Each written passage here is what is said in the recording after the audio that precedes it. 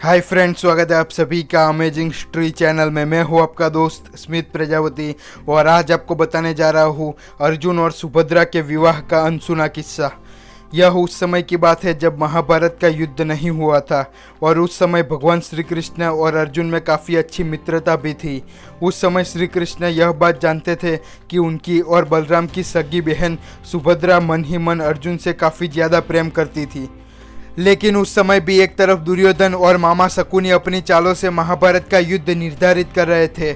उस समय मामा शकुनी ने दुर्योधन से कहा कि हे भांजे, आज नहीं तो कल पांडवों और कौरवों के बीच युद्ध तो होना ही है और तुम गदा युद्ध सीखने के लिए बलराम के पास भी गए थे, जिससे तुम बलराम के प्रिय शिष्य भी हो, तो क्यों ना तुम बलराम के और श्री कृष्ण की बहन सुभद्रा के तुम्हारे साथ विवाह का प्रस्ताव नहीं रख देते।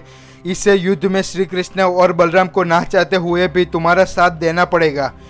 उस समय दुर्योधन ने मामा शकुनी की बात मानकर ऐसा ही किया, जिससे बलराम ने कहा कि मैं अपने पिता वासुदेव एवं माता जानकी से बात कर तुमसे इस प्रस्ताव के बारे में बात करूंगा।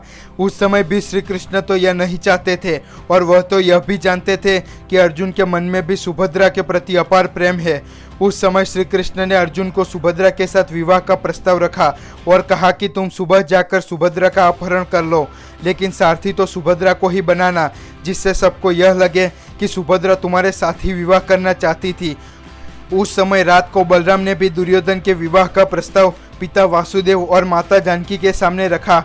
उस समय वह लोग विचार विमर्श कर ही रहे थे और तभी श्री कृष्ण बोले, इस बात का निर्णय क्यों ना कल सुबह ही करें।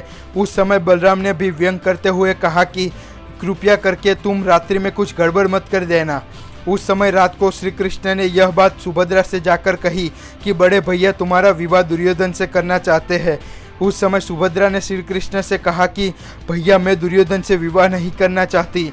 उस समय कृष्ण ने कहा कि सुबह अर्जुन तुम्हारा अपहरण करने के लिए आ जाएगा, उस समय तुम उसकी सारथी बनकर यहाँ से चले जाना। रात्रि बीत गई, सुबह अर्जुन रथ लेकर पहुंच गया। उस समय सुभद्रा भी तैयार बैठी थी, जिससे अर्जुन ने सुभद्रा को रथ पर बिठाया और वे दोनों भाग निकले।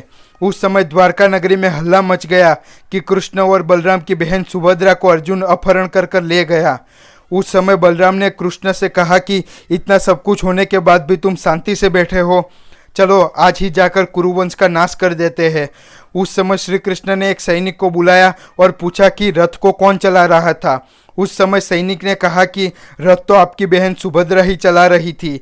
उस समय कृष्ण ने कहा कि यानी कि सुभद्रा अपनी मर्जी से वहां गई है और देखा जाए तो अर्जुन के साथ विवाह करने में कोई हानि भी नहीं है।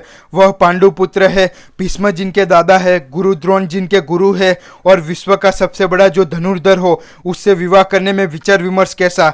इस तरह कृष्ण ने बलराम को अपने माता पिता समेत समझा लिया और अर्जुन और द्रौपदी एवं सभी परिवारजन को बुलाकर द्वारका में विवाह भी करवा दिया। तो दोस्तों, सुभद्रा के अपहरण और उनके विवाह का यह वीडियो आपको कैसा लगा कमेंट करके ज़रूर बताएं और लाइक और शेयर करना न भूलें। नीचे दिया गया सब्सक्राइब बटन दबाकर सब्सक्राइब करना भी न भूलें।